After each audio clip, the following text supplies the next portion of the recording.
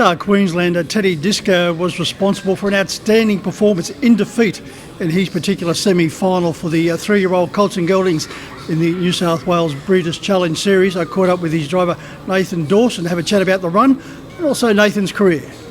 Well, Nathan, the performance of Teddy Disco in defeat was simply superb.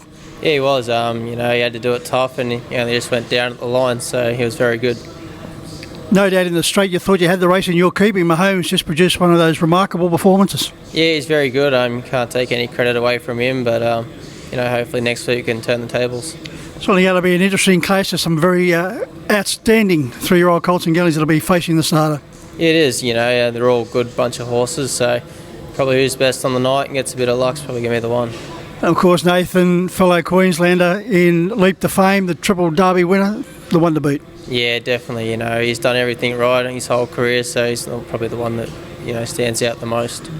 Nathan, your career got off to a very low-key start due to the lack of opportunities. Yeah, had a quiet start. And didn't have a lot of opportunities, but it kicked up later on, which is good. 2017, 2018, the defining start of your career when you were successful in that particular season in gaining the state premiership. Yeah, that's right. I had good opportunities and I had a good team behind me, so I made the most of it, and it's only been onwards and upwards since then. On that particular occasion, you knocked over your cousin Pete McMullen, which is no mean feat. No, not at all. We got a good rivalry, and every time we're out there, we do our best. But it was good to get one up on him. Nathan, that slow start you had to your career, you've been ticking off the boxes on a regular basis these days. Also, 2018, virtually to the day, you won the Kevin and Kay Seymour Young Achievers along with your cousin Danielle McMullen, and that resulted in an outstanding opportunity going to the States. Yeah, it was. I'm very privileged to be able to get the opportunity to go over there and experience a different side of the world. So it's very good and something I'll always remember. Hey, what stables did you get a chance to visit? I went to Chris Ryder and we just wandered around a few of the other stables nearby. So no, it was a good experience.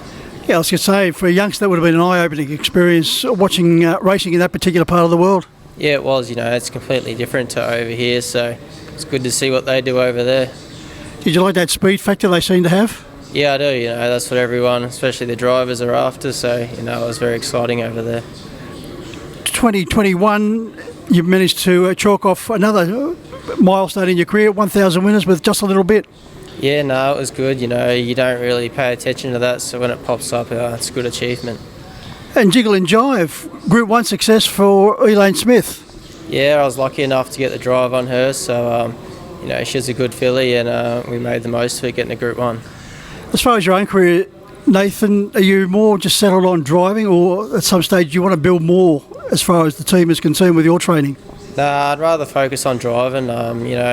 Training's a bit harder work, and I'm more, focused on driving instead of the training side of it. You've always said that you appreciate the opportunities you have been given, and it doesn't matter if they're a powerful stable or a hobby trainer with 1 or 2 horses, you'll drive for anyone. Yeah, no, it doesn't matter, what horse it is, I'll drive them all. So you got to take the slow ones with the good ones, and eventually it might turn. Outside of harness racing, you love your game of golf? Yeah, I love a good game of golf. I don't play that much anymore, but every chance I get, I'll head out there. Whereabouts do you play there in the beautiful part of the Gold Coast? Generally play at Gales around there, so good little course there, so that's about it.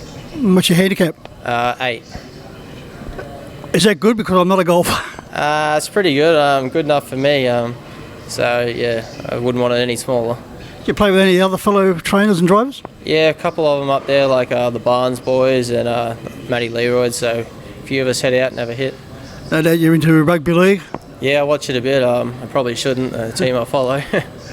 I would suggest that's the Broncos. Yeah, that's the team. Hopefully this year's the one.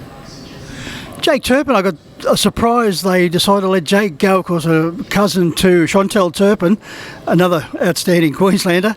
They let him go to the Roosters. I thought he was one of their better players. Yeah, it's surprising. He's always in there making all the tackles. He's a good little player, so it's probably their loss. Nathan, great to catch up there, a little bit of a chin wag about your career. Good luck next week. It's going to be a cracker of a race, and no doubt Teddy Disco will be right into the mix, right up to his eyeballs when the horses hit the line. Thank you.